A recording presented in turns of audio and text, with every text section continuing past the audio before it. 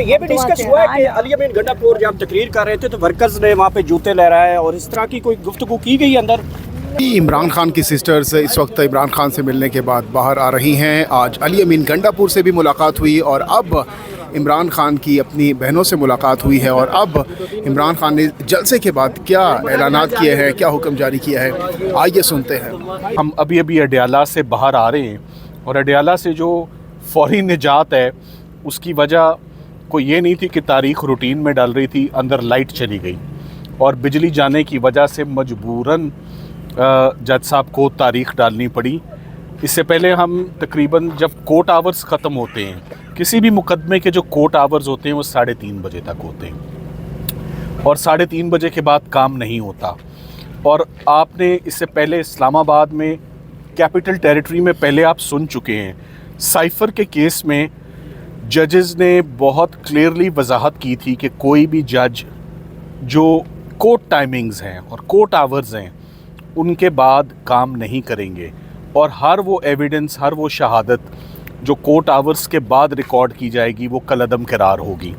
پہلی بات تو یہ کہ 3:30 بجے کے بعد جو ایویڈنس ریکارڈ ہوئی ہے وہ آن ریکارڈ ہے کہ ٹائم کیا ہے اور کس وقت تک جو ہے وہ ایویڈنس ریکارڈ ہو رہا ہے اس کیس میں. یہ بات آپ کو اس چیز کا اندیہ دیتا ہے کہ عمران خان صاحب کے لیے ایک دفعہ پھر بہت پریشر بنایا جا رہا ہے کہ ان کو توشہ خانہ 2 کیس جس کی ابھی سماعت ابھی ختم ہوئی ہے اور یہ سماعت صرف پرسوں تک کے لیے ملتوی ہوئی ہے, اس میں ایک دفعہ پھر بہت پریشر, وہی سرکمسٹانسز ہیں, وہی حالات ہیں, وہی لوکیشن ہیں جو آج سے 2 سال پہلے تھی جب آپ کے نوٹس میں عدت نکاح کا کیس آیا, جب سائفر کا کیس آیا.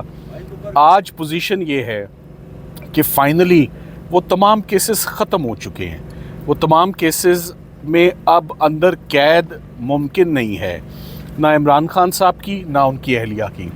تو تازہ اور نیا بندوبست چاہیے, اور وہ تازہ اور نیا بندوبست کیسے ممکن ہو؟ وہ ایسے ہی ممکن ہے کہ ایک ٹرانزیکشن ہے, میں پہلے بھی آپ کو بتا چکا ہوں, جس کا نام توشہ خانہ ہے. اس توشہ خانہ کو پکڑ کے بار بار, جیسے یہ پیچھے بھی گنے کی مشین چل رہی ہے تو جیسے گنے کو بار بار مشین کے اندر, ویسے ہی توشہ خانہ کے کیس کو اب اس کا بھس نکل گیا, ابھی تک جو ہے نا وہ رس نہیں دے رہا, وہ کیس نہ دے گا رس, مگر توشہ خانہ کی پروسیڈنگز ختم نہیں ہوئی ہیں, وہ چل رہا ہے نان سٹاپ. اس کے بعد لگتا ہے کوئی سول کورٹ, کیونکہ فوجداری کی تو تمام عدالتیں توشہ خانہ پہ پروسیکیوٹ کر چکی ہیں, ECP بھی کر چکی ہے, نیب بھی کر چکی ہے, تھانہ بھی کر چکا ہے اور اب FIA کر رہی ہے, تو پیچھے کوئی انویسٹیگیٹنگ ایجنسی پیچھے رہ نہیں گئی. تو آج آخری گواہ سرکار کا, تفتیشی افسر نیب کا, آج اس کے اوپر حسین مفتی صاحب نے بہت مفصل جرا ان کے اوپر کی. میں آپ کو صرف 2 نقطے بتا دوں کہ آج کا اچیومنٹ کیا ہے. توشہ خانہ کی آپ نے اس سے پہلے بھی سنا کہ پروسیڈنگز ہو رہی ہیں. جب اسلام آباد ہائی کورٹ نے عمران خان صاحب اور ان کی اہلیہ کی ضمانتیں منظور کیں توشہ خانہ میں, تو جو سب سے بڑا نقطہ تھا اور سب سے بیسک نقطہ تھا اور سب سے شاکنگ نقطہ تھا, وہ نقطہ یہ تھا کہ قانون میں, دیکھیں کوئی بھی جو ٹرائل چلتا ہے قانون کے مطابق چلتا ہے نا, قانون میں جو جرم ہے وہ نان رپورٹنگ ہے, نان ڈپازٹ نہیں ہے. اور اس کیس میں اپنا سرکار کا کیس ہے کہ دونوں میاں بیوی نے آتے ہی ٹائملی, رسپانسبلی جو ان کے اوپر ڈیوٹی تھی کہ رپورٹ کرتے. توشہ خانہ میں ان لوگوں کی پروسیکیوشن جسٹیفائیڈ ہے, ایکشنیبل ہے, ایکسپلین کی جا سکتی ہے, جو خدا نخواستہ بار سے تحفہ وصول کریں اور اس کو ہضم کر جائیں, بتائیں بھی نہ ملک میں واپس آ کے کہ کوئی چیز ملی ہے. نہ کہ عمران خان صاحب اور بشرا عمران جنہوں نے آتے ہی رپورٹ کیا کہ یہ تحفہ ملا ہے, یہ اس کی قانونی وقت ہے, اس کی ویلیو ہے لیگل اس کی, اور وہ قانون کے مطابق جو قانون نے کہا کہ اتنے پیسے جمع کرا کے آپ وہ تحفہ حاصل کر لیں, وہ تحفہ حاصل کر لیا. ادھر کہیں بھی کوئی کرمنالٹی نہیں ہے, کہیں بھی کوئی جرم نہیں ہوا.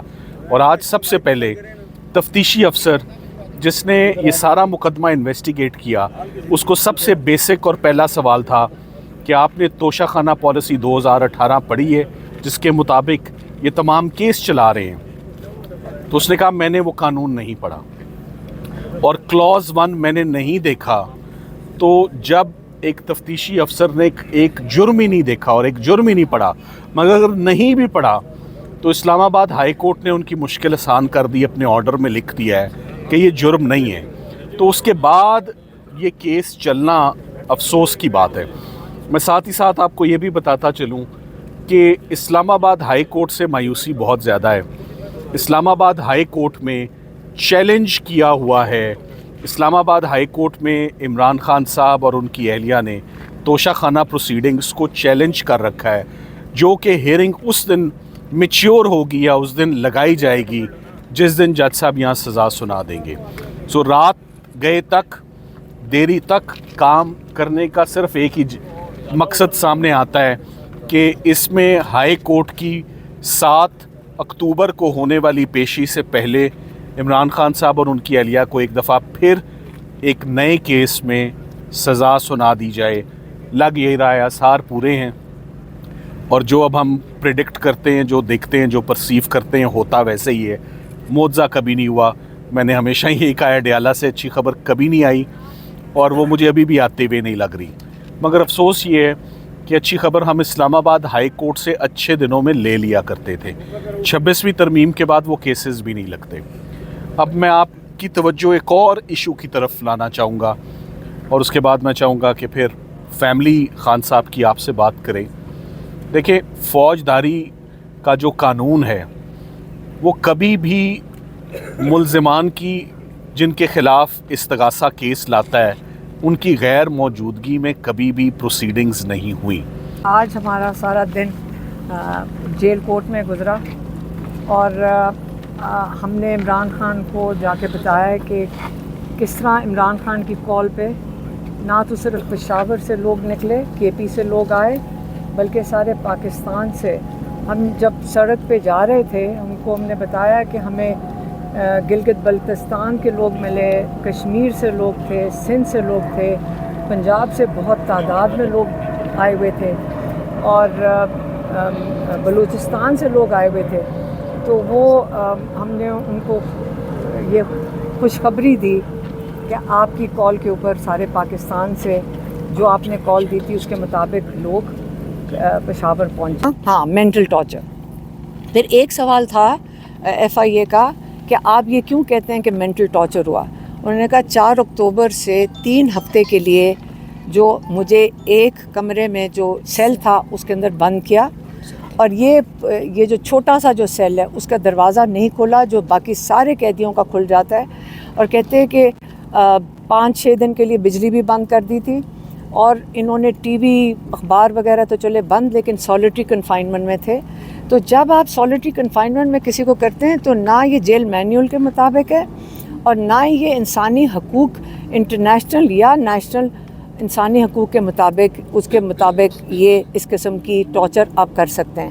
اور ابھی بھی عمران خان کی اور بشرا بی بی کا پچھلے 6-7 مہینے سے ٹی وی بند ہے، جب دل کرتا ہے اخبار بند کر دیتے ہیں، اور وہ دونوں سالیٹری میں ہیں، عمران خان بھی اور بشرا بی بی بھی.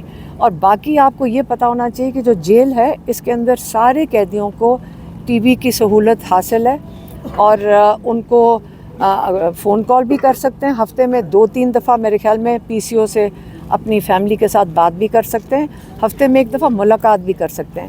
اور عمران خان کی ساری ملاقاتیں بند ہیں. آپ کو پتہ ہے کہ منگل کے دن فیملی کے اور وکلاء کی ملاقات ہوتی ہے، اور یہ کئی مہینوں سے بند ہے. آج کل اگر ہم بہنیں اندر جا رہی ہیں وہ اس لیے کیونکہ وہاں پہ جیل ٹرائل چل رہا ہے. 1-2 دن میں میں اس ہفتے میں جو سلمان صفدر بتا رہے تھے جیل ٹرائل ختم ہو جائے گا، اور جب جیل ٹرائل ختم ہوگا تو عمران خان مکمل آئسولیشن میں چلے جائیں گے، کیونکہ نہ فیملی کی ملاقات ہوئے گی، نہ لائرز کو ملنے دیا جا رہا ہے عمران خان سے، اور نہ ہی جو ان کے پارٹی کے لوگ ہیں جو جمعرات کو ملتے تھے نہ ان کی ملاقات ہو رہی ہے. تو آہستہ آہستہ انہوں نے ساری ملاقاتیں بند کر دی ہیں اور عمران خان کو مکمل قید تنہائی میں ڈال دیا، اور بشرا بی بی کو بھی. تو یہ عمران خان کی جو 5 پوائنٹ سے 1 سیکنڈ میں ابھی ختم نہیں کیا مجھے اور باقی عمران خان نے کہا ہے، اور باقی عمران خان نے کہا کہ میں اپنی پارٹی کو بھی کہتا ہوں اور میں پاکستان کے لوگوں کو بھی کہتا ہوں تیاری پکڑیں. اب اس کا مجھے مطلب نہیں پتا یہ آپ گنڈاپور کے حوالے سے اور کے پی کے کی حکومت کے حوالے سے خان صاحب نے کوئی جلسے پہ بھی بات کی ہے آپ سے؟ جلسے پہ ہم نے بتایا ساری دنیا پاکستان سے لوگ آئے تھے ان کو بتایا خوش ہوئے سن کے خوش ہوئے. سارے پاکستان سے لوگ آئے ہوئے تھے. ہم نے تو دیکھا تھا ہم تو ملاقات ہوئی تھی سڑکوں پہ ہم جب آ رہے تھے چاروں طرف سے لوگ پیدل چلے آ رہے تھے تو ان کو بتایا کہ 6 کلومیٹر 7 کلومیٹر لوگ گاڑیاں کھڑی کر کے آ رہے تھے. تو اچھا یہ بھی ڈسکس ہوا ہے کہ علی امین گنڈاپور جب تقریر کر رہے تھے تو ورکرز نے وہاں پہ جوتے لہرائے اور اس طرح کی کوئی گفتگو کی گئی اندر عمران خان صاحب سے؟ نہیں ہم نے بس بتا دیا تھا کہ لوگ پورے پاکستان سے آئے.